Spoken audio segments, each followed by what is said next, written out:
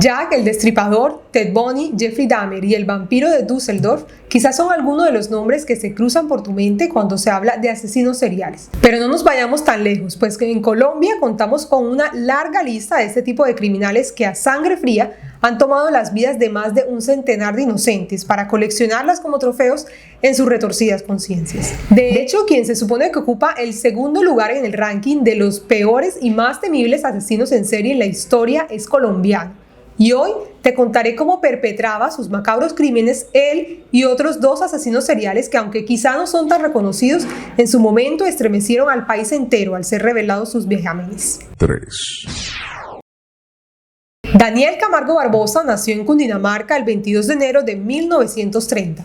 Quienes lo conocieron aseguran que tuvo una infancia traumática. Según el escritor ecuatoriano Francisco El Pájaro Febres Cordero, su madrastra lo obligaba a vestirse como niña para ir a la escuela, pero en este último lugar tampoco encontró el refugio que no tenía en su casa, pues tuvo que ver situaciones como el abuso sexual de niños por parte del sacerdote de la institución, según indicado por el psiquiatra Oscar Bonilla. Y si en casa y en el colegio llovía, en la iglesia tampoco escampaba, pues el cura de su parroquia embarazó a una de sus hermanas. Algunos indican que esta serie de vivencias desencadenaron un trauma en Camargo, llevándolo a convertirse años más tarde en el sádico del Charquito, el monstruo de los manglares o el asesino de vírgenes, como también era conocido. Con la excusa de enseñarles la Biblia, Daniel atraía a niñas y, según el relato de un mayor de la policía ecuatoriana, quien prefirió mantenerse en el anonimato, les pedía insistentemente que lo acompañaran al lugar en el que construirían una iglesia. Tras convencerlas y llevarlas a dicho sitio, procedía a violarlas para finalmente matarlas. En este punto te debes estar preguntando por qué tantas fuentes ecuatorianas han hablado del caso. Resulta que el sádico del Charquito empezó a delinquir en su tierra natal, Colombia, pero intentando huir de la justicia se trasladó a Ecuador, país en el que llevó a cabo la mayoría de sus asesinatos, que en total fueron 150, aunque solo reconoció 75 de ellos. Él era extraño y me convenció de tal manera de que él lloró y me dijo: señorita, se lo pido en nombre de nuestro Señor porque yo soy un evangélico que no le hago mal a nadie.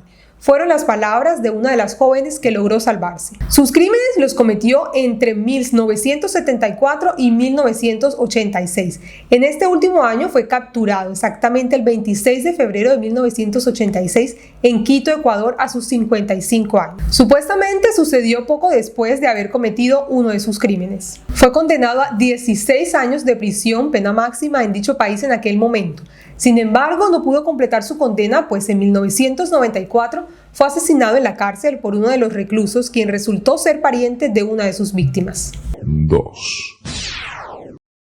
Algunos aseguraban haber visto a un sacerdote, otros a un granjero, un anciano y hasta a un vendedor ambulante que en medio de su soledad quería ser escuchado, entablar una charla con quien se cruzara en su camino. Si se trataba de un vulnerable infante merodeando por las calles, mucho mejor. Pero debajo del disfraz acechaba la bestia, también conocida como el monstruo de Genova, identificado por las autoridades como Luis Alfredo Garavito, quien sería el segundo asesino serial con más víctimas de todos los tiempos después de Harold Shipman. Nació en Génova, Quindío, el 25 de enero de 1957. Es un pederasta, asesino en serie de niños y agresor sexual que actualmente tiene 66 años. En ocasiones, ganarse la confianza de niños y adolescentes entre los 8 y 16 años se tornaba una tarea difícil. En esos momentos, el monstruo de Genova no dudaba en sacar su as bajo la manga, el cual muy pocas veces fallaba. Les ofrecía un sorbo de la botella de brandy que siempre lo acompañaba en cada una de sus siniestras aventuras, o en su defecto, dinero, con el fin de convencerlos de acompañarlos a lugares alejados de la zona urbana. Una vez lejos del bullicio de la ciudad, el hombre abusaba de los muchachos indefensos, los torturaba y finalmente acababa con sus vidas para después enterrar sus cuerpos. Según el entonces fiscal Alfonso Gómez Méndez, los cadáveres de sus víctimas fueron decapitados y mostraban señales de haber sido atados y mutilados. 140 niños habrían caído bajo las garras de la bestia entre 1992 y 1999, de acuerdo con lo que lograron comprobar las autoridades. Sin embargo, Garavito admitió haber asesinado a un total de 200 personas, en su mayoría menores de edad. En 1999, lo que sería uno más de sus aberrantes crímenes no resultó como lo esperaba, pues mientras intentaba abusar de un niño, un habitante de calle alertó a las autoridades y fue capturado el 22 de abril de ese año. 1853 y 9 días de cárcel fue la condena de Garavito por la gravedad de sus delitos, la más alta conocida en Colombia. Pero no pudo ser aplicada dado que en el país la cadena perpetua no es viable, así que se le aplicó la pena máxima de 40 años, la cual aún se encuentra purgando en la cárcel La Tramacúa en Valledupar. Pero ¿por qué si Garavito es el segundo asesino serial más temible del mundo por debajo de un inglés, no está en el puesto número 1 de ese top? Si no fuera por el número de casos confirmados, Pedro Alfonso López estaría en el top 1 de los peores asesinos seriales a nivel mundial, pues confesó haber acabado con la vida de 300 niñas en Colombia, Ecuador y Perú. También conocido como el monstruo de los Andes, López nació el 8 de octubre de 1944 en Venadillo, Tolima. Aunque no excusa sus atroces actos, es importante recalcar que durante su infancia habría sido constantemente maltratado por su madre, quien supuestamente lo golpeaba y torturaba por simplemente hacer cosas de niños. Sin embargo, su progenitora Benilda López desveló en 1994 que él no era un buen hijo y que incluso lo había sorprendido intentando abusar de una de sus hermanas menores, hecho por el cual fue echado de casa, viéndose obligado a vivir como indigente durante mucho tiempo. Pero antes de convertirse en el monstruo de los Andes, se dedicó al robo de autos en Bogotá mientras era habitante de calle, motivo por el cual fue arrestado a sus 21 años. Allí vivió un calvario similar al que su madre le había hecho atravesar durante su niñez, pues fue abusado sexualmente en repetidas ocasiones por reclusos. Pero esta vez no se marchó con la cabeza gacha y con el alma llena de resentimientos. Ya no estaba dispuesto a seguir siendo una víctima, así que mató a los 3 reclusos que se aprovecharon de él y en ese momento se convirtió en el victimario que posteriormente le quitaría el sueño a las madres, no solo colombianas, sino también peruanas y ecuatorianas, cuyas hijas corrían peligro. Los 3 homicidios le aumentaron solo 2 años a su pena. En 1978 salió de prisión. Fue entonces cuando emprendió su recorrido por la cordillera de los Andes hasta llegar a Perú.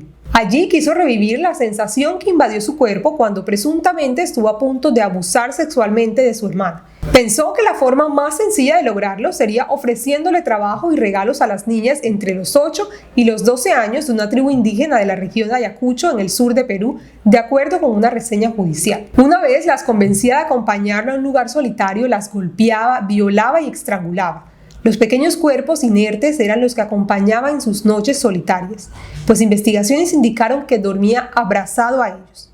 Y no solo eso, el monstruo de los Andes siguió abusando sexualmente de los cadáveres una y otra vez. El sádico y además necrófilo estuvo a punto de ser enterrado vivo por una tribu peruana, luego de haber sido descubierto mientras intentaba secuestrar a una niña de 9 años, pero las autoridades evitaron el hecho y lo deportaron a Ecuador en la década de los 80.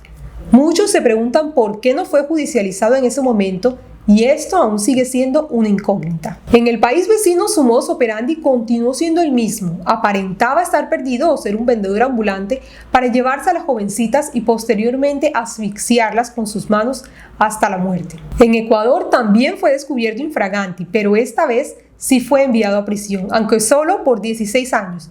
Misma pena que le aplicaron a Daniel Camargo. En aquel momento, a sus 32 años, confesó el lugar en el que se encontraban los cadáveres de sus víctimas. En una fosa en Ecuador encontraron 57 cuerpos. No obstante, López aseguró que habría violentado a más de 110 menores ecuatorianos. En 1994 fue extraditado a Colombia, lugar en el cual fue internado en un psiquiátrico pese a confesar que cometió otros 200 crímenes en su país natal y en Perú. Tras 4 años recluido, en 1998 fue declarado sano y pagó una fianza de 80.000 pesos para ser liberado. Esto a pesar de que de su boca alguna vez salieron las siguientes palabras: el momento de la muerte es apasionante y excitante. Algún día, cuando esté en libertad, sentiré ese momento de nuevo. Estaré encantado de volver a matar. Es mi misión. Lo más aterrador de este caso puede ser que Pedro Alfonso López, el monstruo de los Andes, recuperó la libertad y tras haber renovado su cédula de ciudadanía en Bogotá sin problema alguno, no se volvió a saber de él. Se le perdió el rastro y hasta el momento se encuentra desaparecido. Si está vivo, Pedro Alfonso tendría 75 años en este momento. Podría estar en cualquier lugar del mundo, acechando, cumpliendo la que alguna vez confesó que era su misión: matar.